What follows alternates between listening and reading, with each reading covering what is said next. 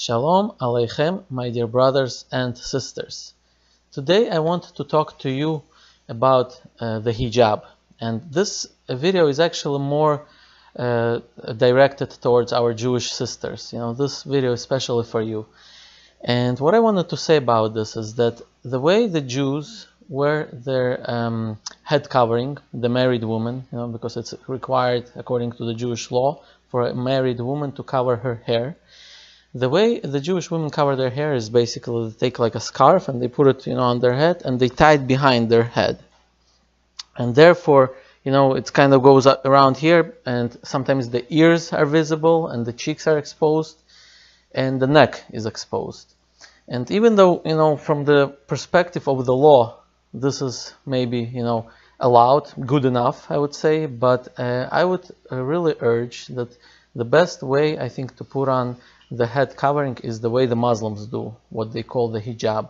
Now, I'm not talking about the face covering, I'm not talking about that. I'm simply talking about the head covering in the style of the Muslims.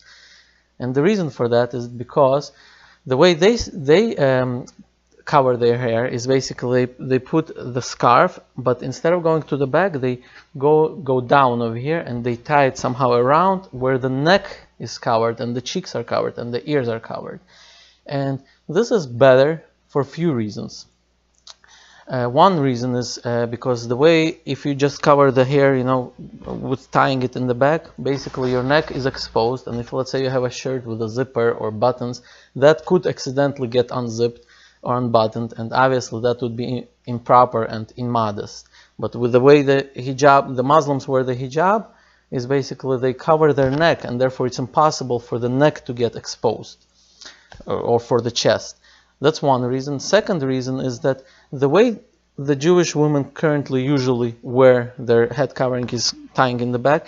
The problem with that is that if somebody pulls on the back of it or somehow it gets pulled, it will slip right off, and therefore your hair will be exposed. But the way the Muslims do it, since they bring it down here and they tie it, it's really very hard or maybe impossible to pull it off, And so this is the second reason why I think that the hijab is really the superior way to cover the hair. Now, I know that what some of you are thinking, but how can we learn from the non-Jews? Isn't this like assimilation, adopting somebody else's clothing? Well, first of all, to counter that, I will say that this is not a non-Jewish practice. In fact, I believe that this was the Jewish practice until actually recently. For example, I'm not even talking about the Jews in the Middle Eastern countries. The Jews in the Middle Eastern countries always wore this, even until today. You see the Yemenite Jews coming back to Israel, right? You see them wear the hijab exactly the same way as the Muslims do. So, you cannot claim that this is not a Jewish custom, because many of the Jews wore this way, covered their hair this way. However, but even talking about the non-Middle Eastern Jews, maybe the European Jews, I really believe if you look in the old photos or old paintings, the way the Jewish women used to dress, even in Europe, they wore this hijab in the style of the Muslims. In fact, not even Jews, not only Jews, even the Christians used to wear it that way. Look at the nuns, for example. The nuns pretty much wear it almost the same way. And in fact, I'll show you a picture of my great-great-grandmother. She was Jewish, both her and her husband. And look at the way she's dressed. Look at the way. Isn't this a hijab? Doesn't this look exactly like a hijab? This was exactly that. In fact, the way they used to, my great-grandmother, from what I heard from my grandparents, is the way that she used to dress. She used to have two coverings. One inside, where the hair is covered, and over that regular one, another covering to make sure that no hair is exposed. And this is one counter argument. So this is not a not-Jewish custom. I think this is a Jewish custom which unfortunately some of the Jews have lost. Now, I'm not saying all the Jews lost it. There are, in fact, Jews that cover their hair exactly the same way as the Muslims do. This group, for example, is called Lev Tahor. That's one group, and then there's another group in Bet Shemesh in Israel and in Sfat, where they, cover their hair. I don't know what they're called, if there's even a name, but they're, Orthodox Jews.